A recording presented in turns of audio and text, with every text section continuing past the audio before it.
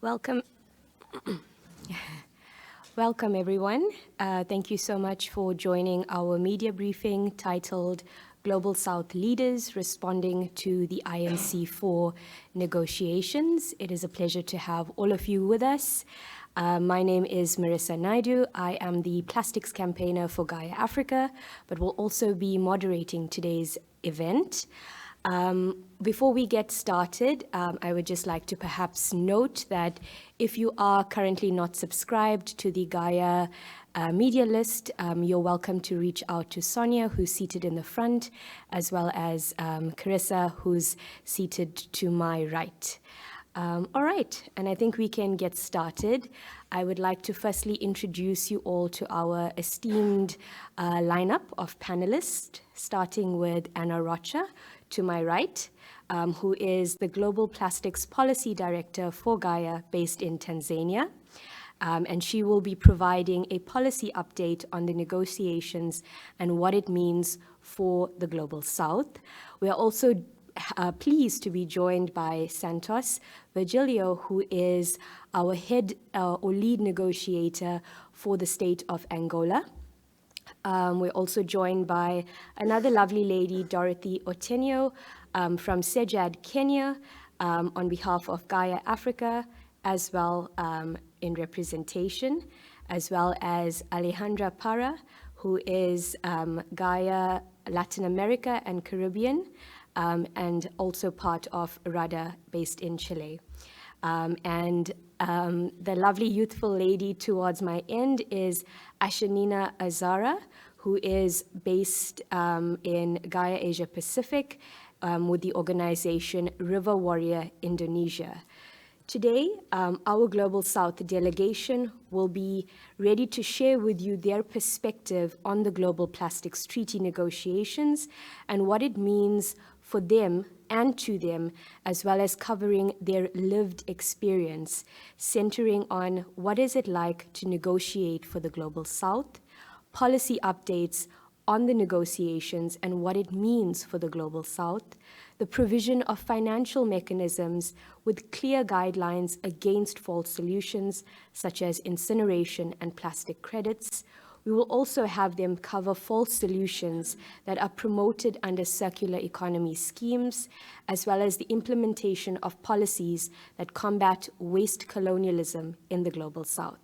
And to kick off this press briefing, I am going to hand over to Anna, who will give us an overview of what has happened over the past 7 days, focusing on policy updates that impact the Global South. Over to you, Anna. Good afternoon, everyone. It's a pleasure to be here. I think that when you ask me what happened in the past 7 days, I think we actually are in a very good place right now in the plastic treaty negotiations. For people who have been following this for some time, I think you know that it's unprecedented that we are here. It's incredible that we have more than 170 countries in a room actually negotiating a plastics treaty and negotiating provisions to address from production all the way downstream plastic pollution.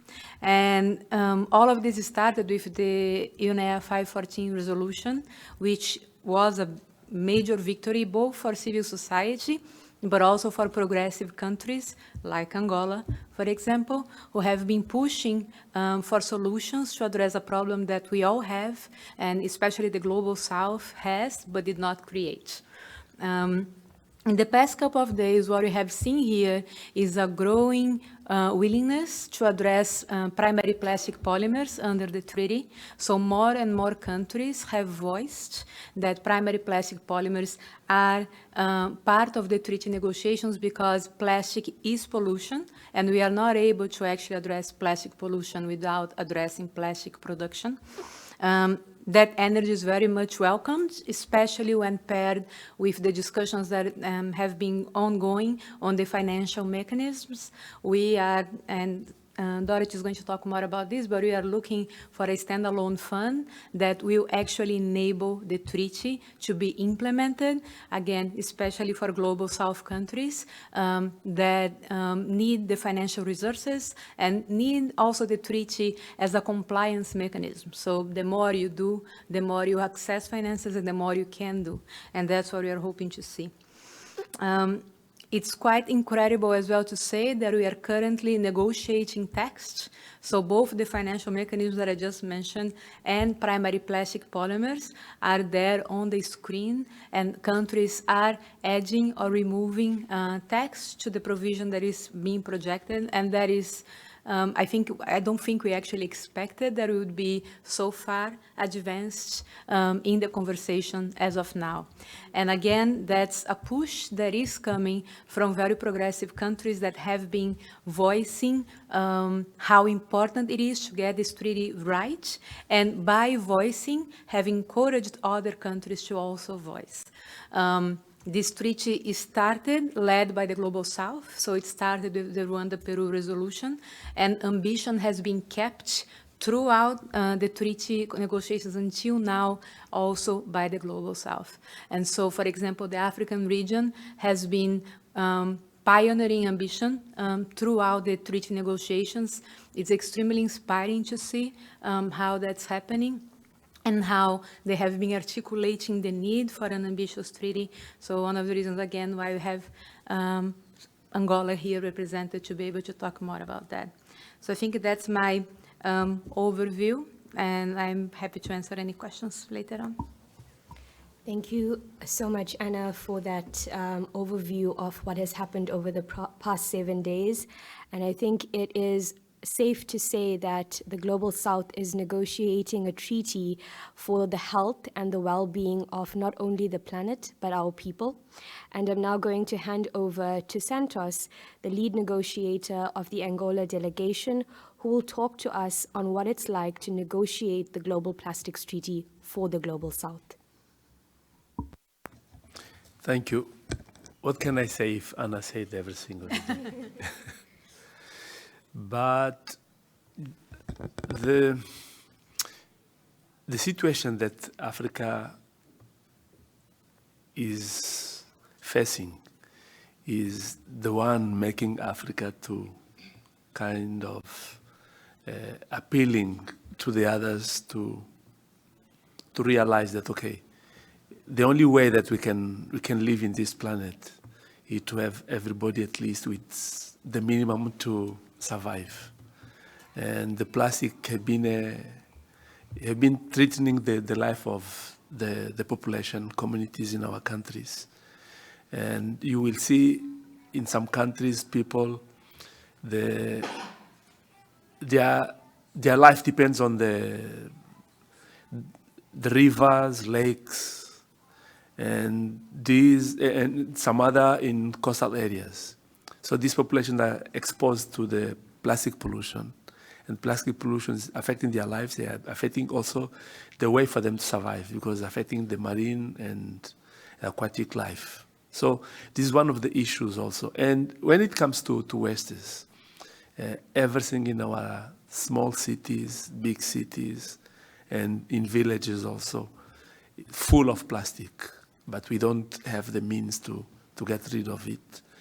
So coming to this treaty, we are coming in a condition, okay, we are not the ones producing the plastics. We are not the ones provoking the problem.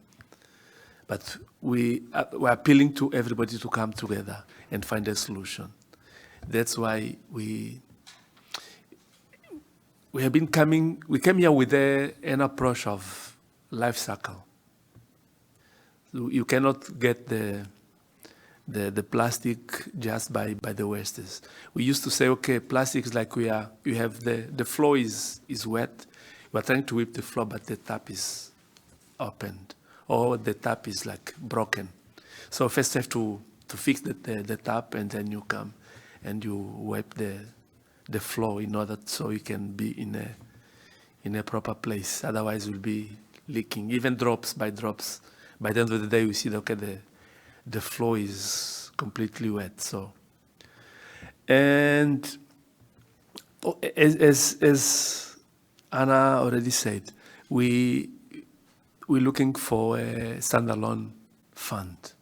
Financial mechanisms are important to implement the new treaty. We have been advocating it in other multilateral agreements on chemicals and wastes. Without funding, we'll not get there. We know, we have already examples of it. But sensing what is happening here, we are positive. We think that we can get although that we lost a lot, we wasted time in previous INCs, but here we are reaching a point, okay, that we exhausted all our arguments, but now it's time to cool down and bring solutions for us, for the population, for the environment, for the planet. I think I can summarize on these words what brought us here. Thank you. Thank you so much, Santos. And I think, just to capture what you've said, is that in the spirit of negotiating this ambitious plastics treaty, we need to be mindful of the vested interests that lurks within us, and be mindful that whilst these interests come across, they come across from a place of having nothing to lose, whilst we in the Global South have everything to lose, at the risk of the health of people, at the risk of the health of the planet, as well as the environment. So I'm now going to hand over to Dorothy to take us into a much more deeper conversation around the specific issues that are crucial to the Global South, on the types of financial mechanisms, and how we will ensure that they are made accessible to those that need them the most. Over to you, Dorothy. Thank you, Marisa, and I'd just like to say thank you for the ones who have spoken before me, because they have touched on this issue of financial mechanism. But just to begin is to say that for us to be able to implement the obligations of this instrument, we will need funds to be able to do that. And as the two speakers before me have mentioned, we are calling for a new dedicated funding that is accessible. Now, why are we talking about, or what are the sources of this funding, for example? We are looking at parties contributing to this funding, but we're also looking at complementary sources, for instance, the existing funding mechanisms such as GEF, and also a contribution from the private sector to be able to contribute to this issue or solving this issue.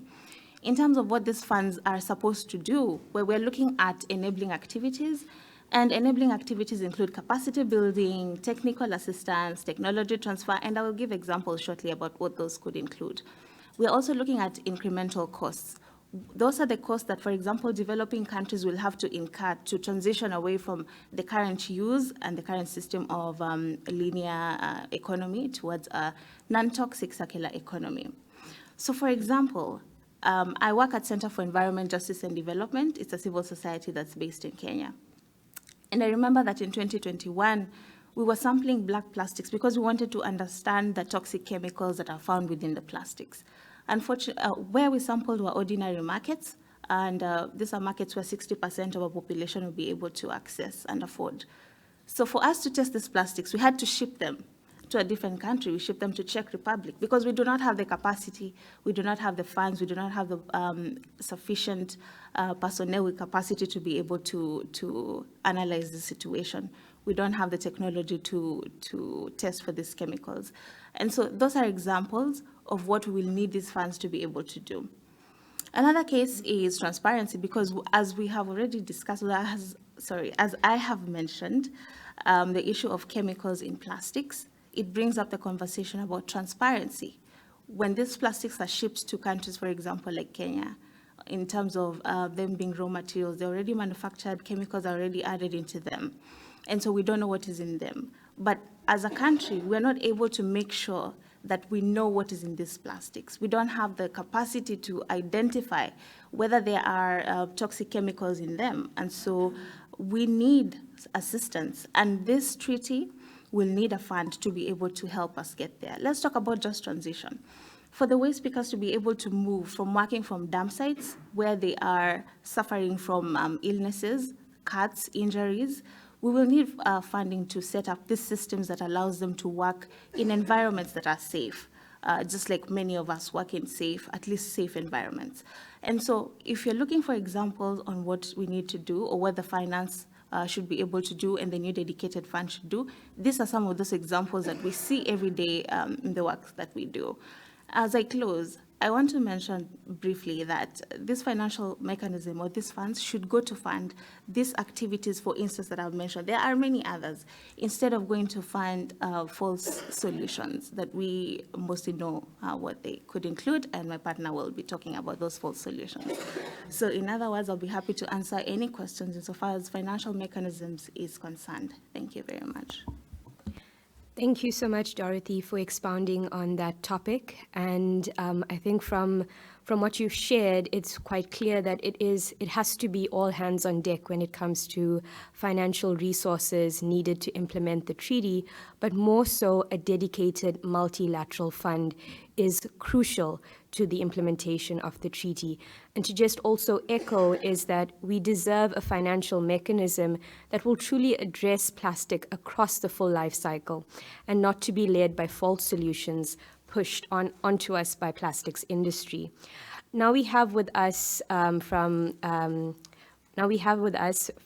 Latin America and Caribbean RADA Chile, Alejandra Parra, who will talk to us about how false solutions are promoted under circular economy schemes and how that has an impact on frontline communities in Latin America. Over to you, Ale. Thank you, Marisa.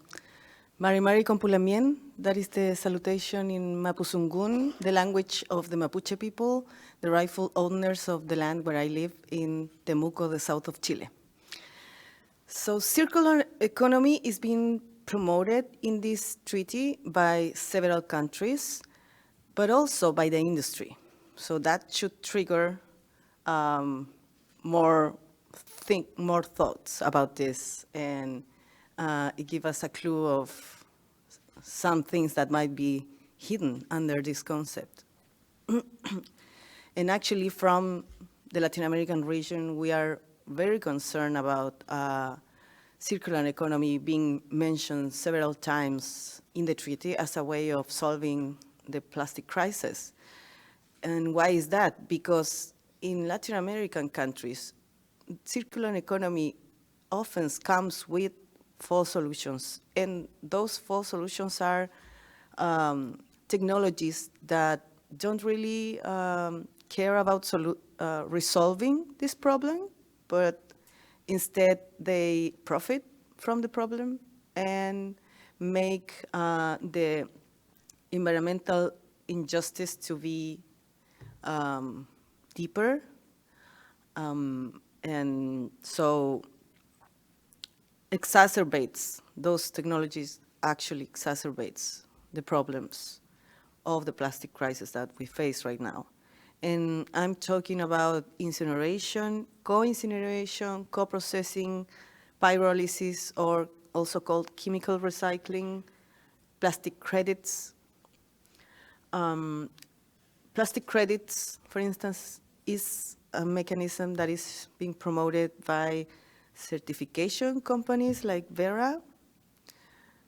That means a company that profits from giving certificates, and also by big polluters like Danone.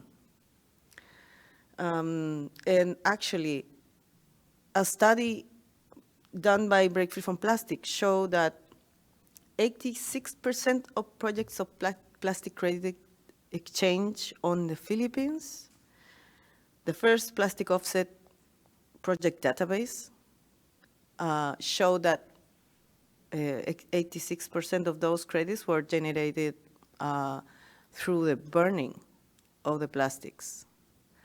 And that is because most of the plastic is not good for mechanical recycling.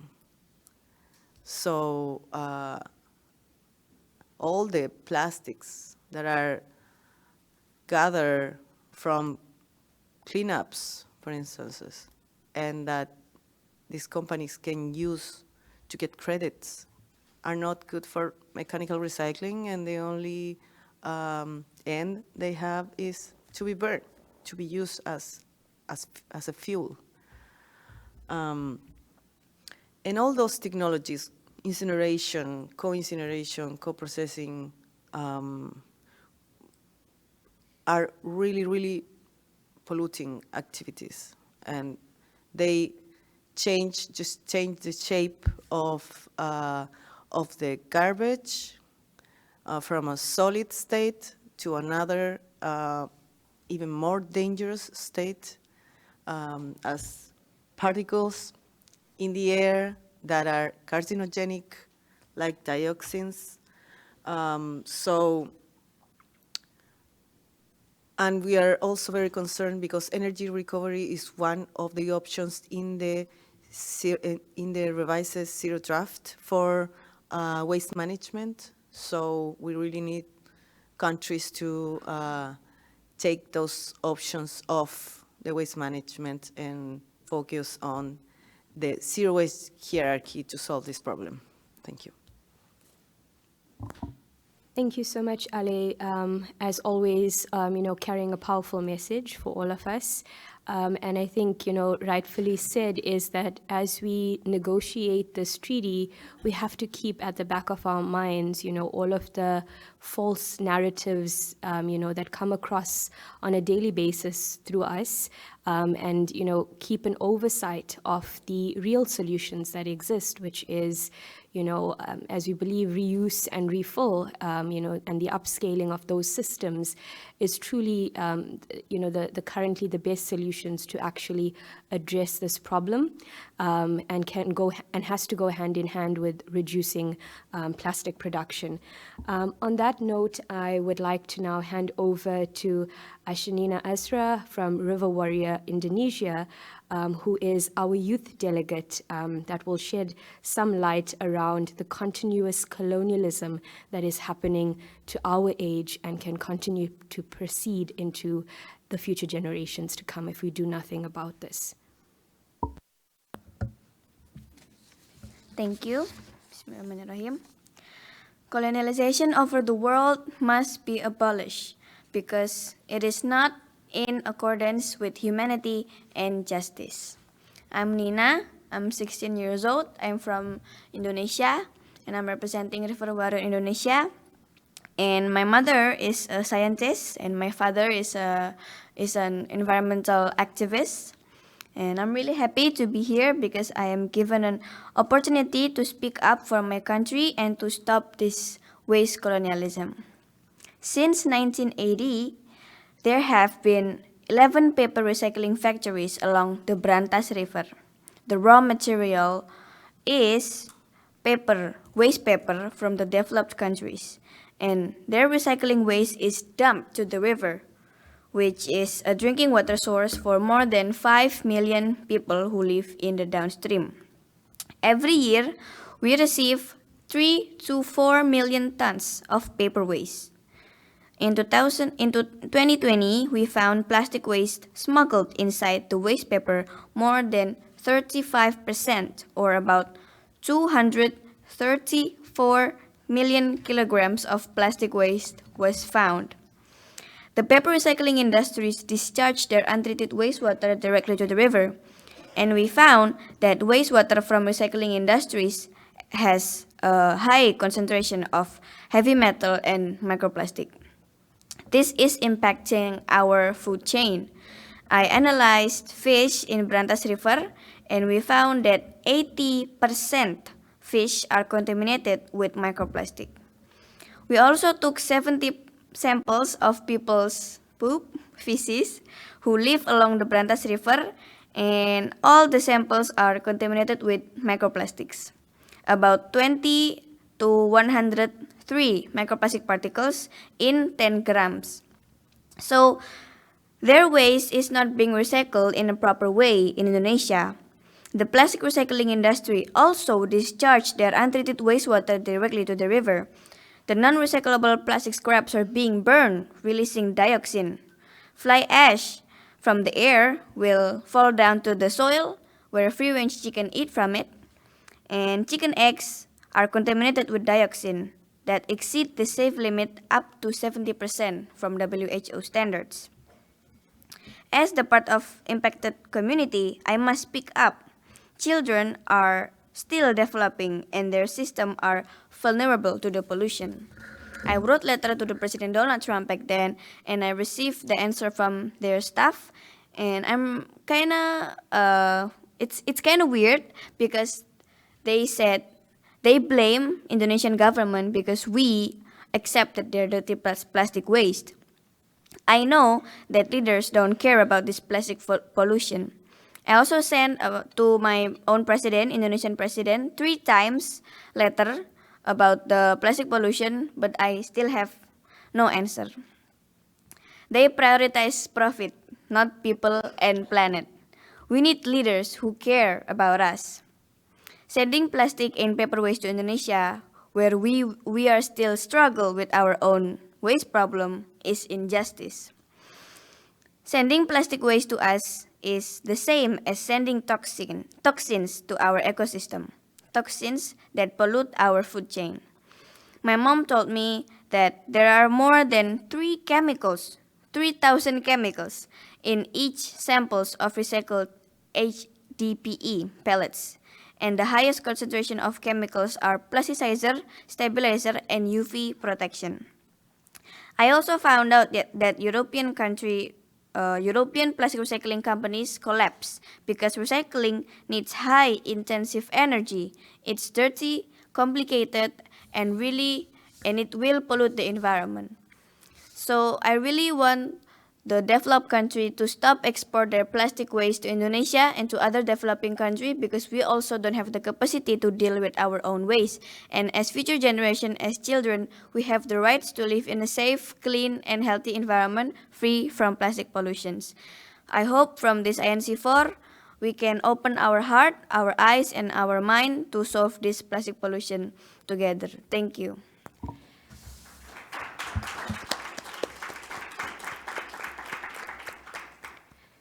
Thank you so much, Nina, for such a powerful statement, and I don't think we could have ended on a better note. Thank you so much for being the voice of this generation and the future generations to come. And on that note, I would like to now open the floor for questions.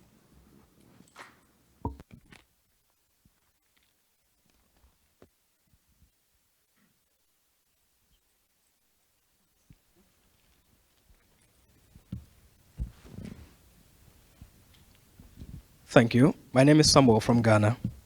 Now, I'm much interested in the life cycle of plastics. When Marisa was making her point, she made reference to that. I've also seen some members of the committee opting for the life cycle of plastics. I would want to know the implication of these texts, that the implication it has on the future text going forward so far as this instrument is concerned. Thank you, Samuel. Who would you like to direct this question to? I think any member of the panel can do that. Okay. Who would like to come in on this? Okay, Anna. I can start.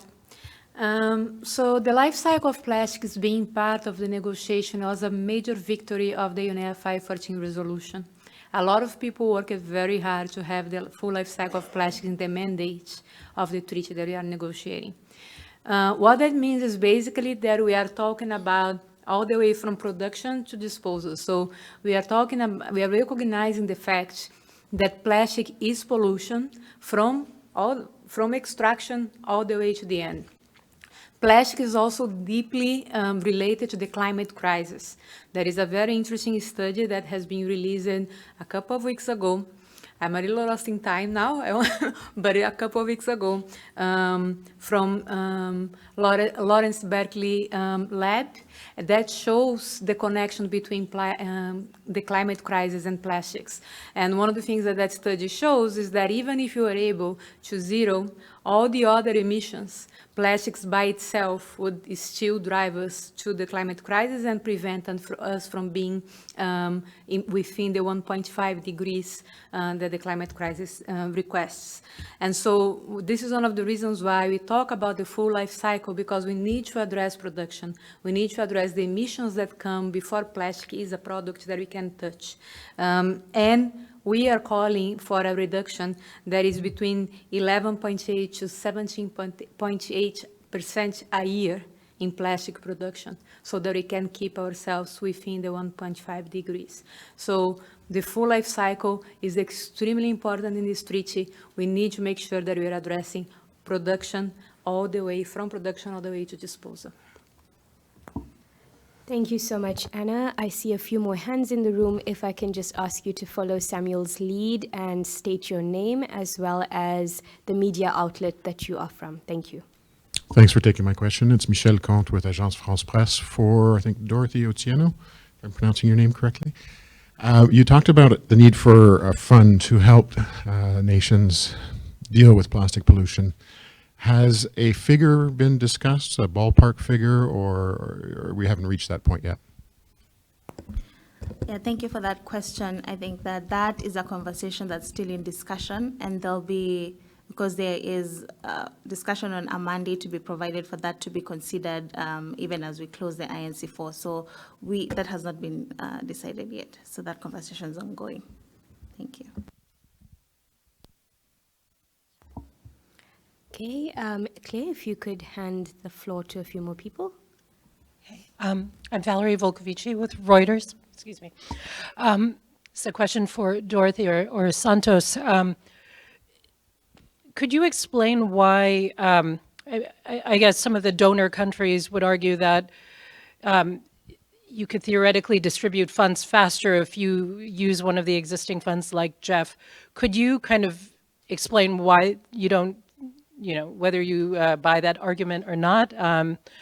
Why does it need to be a dedicated separate fund? Will it not take longer to establish it and create the body that, governs it?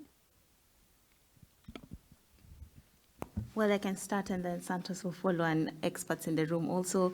So we need a new fund because we are actually comparing the success of the Montreal Protocol to this convention, this instrument that we are discussing.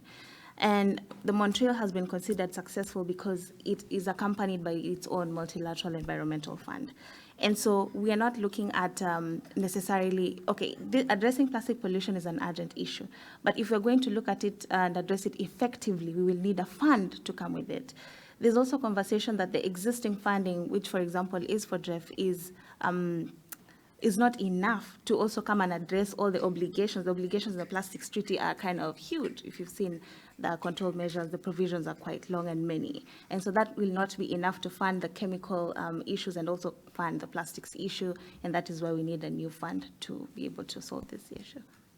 Thank you. And also because we recognize the governing of GEF is so complicated for people to access the funds. And here we say, okay, we want timely, adequate, accessible fund. That's why I advocate for that one, to be short. Thank you so much. We have a lady on this end and at the back as well. Judy Trin with CTV National News.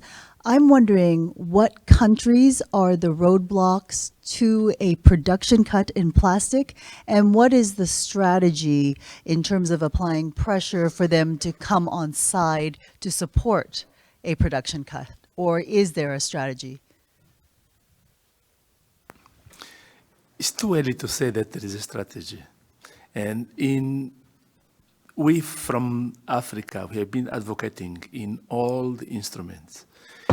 If you go to the multilateral environment agreements on chemicals and on waste, we face the same problem. There is not enough resources to implement the conventions already in place. And then we have been advocating for the involvement of private sector because Africa is net importer of chemicals, especially when we are talking about pesticides and related products. We just import them, but we don't have the means to deal with the end of life of these products. That's why you advocate the private sector have to be involved, have to be accountable, because they are part of the problem. They should also be accountable to be part of the solution. It's the same here in plastics also. Africa, we don't produce most of them. So we are net importers. So and we don't have the means to deal with the problems caused by the wastes and the pollution from plastics. That's why I advocate. We need the standalone fund, but even we still need the contribution from private sector. To add to that, I think we have, when you think about the geopolitics of the treaty here, you have obviously countries that produce oil, gas, and produce plastics. And for them, they would like the life cycle not to start at extraction and production for the obvious reasons. Then we have on the other end many countries, which is the vast majority of the world, that actually suffer with plastic pollution without actually producing. And so I would say that we have a group of countries that, and they have named themselves like-minded group, that has been trying to prevent the negotiations to include the full life cycle. And I think until INC3, also to prevent the negotiations from moving. What ends up happening is that we are talking about a very small group of countries that, although sometimes have a very loud voice, they cannot outnumber the regions, like the African region, for example, that is the biggest region in the world, like the GRU-like region, like Asia, like the AOSIS, and all these small islands that actually need this treaty to work. It's a matter of survival. And that are here to get progress to happen. And so in terms of a strategy, I think what has been happening is that more and more the countries that are on the ambition side of the treaty are actually voicing more and more the reasons for this and looking for more support. And we have had several wins on that instance, including, for example, one country that didn't use to align with these countries like Iraq, and last night during plenary supported intersectional work on primary plastic polymers, which is a major victory. And so the more the countries, again, the vast majority of countries that are here to achieve an ambitious treaty, come together, advocate for the financial mechanism, and for that financial mechanism to also be a compliance mechanism. The more they voice the problem that they have, the more they voice the solutions that they know, I think the more we gather support, and politically speaking, it gets harder for the countries that would like to block the treaty to keep blocking, because they are not enough, basically, to outnumber everybody else. Thank you so much, Anna and Santos, and we'll hand over to our next media person. Hi, I'm Jennifer McDermott from the Associated Press. Santos, when you were talking, you were chatting a bit about how time was wasted at past INCs, but now everyone's kind of coming together and bringing solutions. And I heard a few people say after the plenary last night that there seemed to be new momentum or new energy. And I was wondering if you felt that as well, and if so, what do you think is really driving this progress forward? Thank you for the question. The time I have been in this road always gives me the sense. Since I came here, I was positive, because we have already exhausted all our arguments. This was exactly the time to sit down and to come up with solution. Even if it is difficult or not, but we couldn't keep the same movements of INC 1, 2, and 3, because it was more than enough. It's good that we realize, okay, we exhausted all our arguments, but now it's time to show goodwill, good faith, and start negotiating the treaty. Okay, I don't see any more hands. I feel like, okay, just perhaps one last question. I'm much concerned about this. I'm much concerned about this because in my country, Ghana, as of 2015, on June 3, many people died because the gutters were choked, flooding most of the main path of our national capital, Accra, and some of the filling stations got exploded, and then it was actually a serious situation. And when issues about plastics come up, I'm so much concerned about it. That's why I have to come in again. Now, my major concern is that I've seen many African countries calling for intercession work. Will the timeline for the end of negotiations be met if we don't have intercessional work?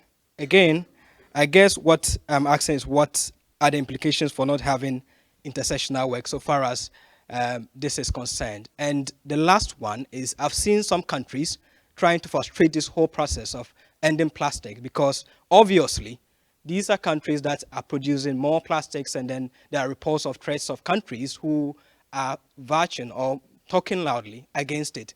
What is the alliance here doing to ensure that you get such countries aligned so that we can get this go through? Thank you so much, Sam. Who would like to take that question?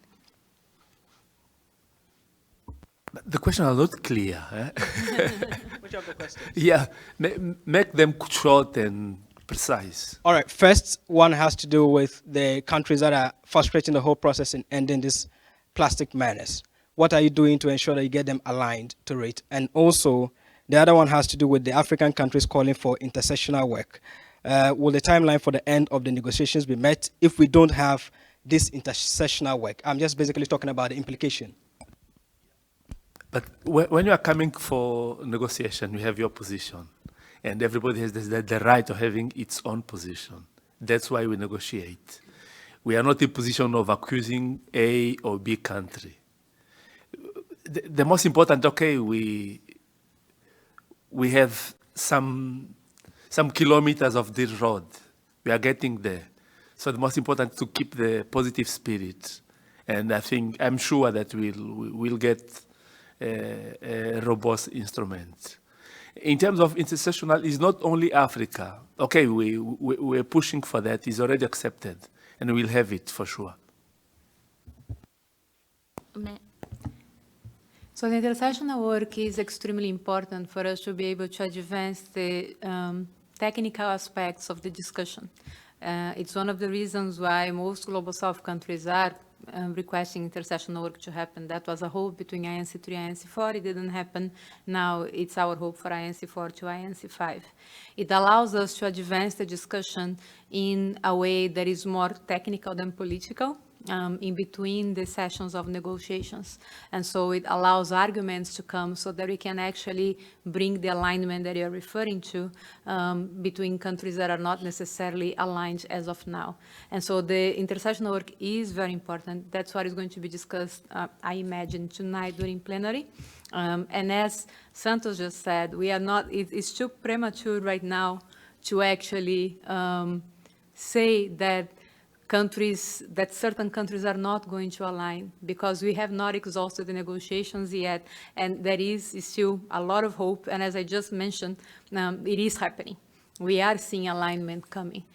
For that to happen, it's important to have enough political pressure, but also enough technical knowledge, which we sometimes assume that everyone in the room has. But when we talk about plastics, it's actually a complicated matter. And so not everyone in the room has the same technical understanding of what the problem is. And so when you rely on people, again, like Santos, that have been doing this for 30 years and has a lot of experience, that's when you know that they are going to be able to bring the countries together, the member states together, and reach somewhere. I am also very optimistic. I think we'll get it. The same way that we got the 514 resolution to initiate this process, I am quite optimistic that we are actually going to get a treaty that is going to address plastic pollution like it has never been addressed before. If I may add in conclusion, is just to say that we have 7 days of negotiation that's left, which means we need to do a little bit more work in between INC4 and INC5 if we're going to advance at INC5. So the need for intercessional work is also to encourage for most of the items that could have been discussed in INC5 to be discussed in between, and to allow for INC5 to have a smooth and easier time because of the work that's happened in between. Thank you. Thank you so much, Dorothy, and thank you so much to our esteemed panelists, as well as thank you so much to all of our media outlets and support from all, I see all different diversities of people in this room, so thank you so much for coming into this media briefing. I think Dorothy couldn't have ended it on a better note to say that time is of essence right now as we negotiate this treaty, but bearing in mind that we will only have an ambitious treaty if we have good faith and we negotiate on the basis of good faith and goodwill. I'm hoping that from today's media briefing that each one of you will take away knowing that unless we address the realities of the global south, this problem of plastic pollution will not go away. It is our problem to take charge of, and we need to ensure that we do this on behalf of everyone, as well as the future generations to come. Thank you so much, and yeah, have a great day.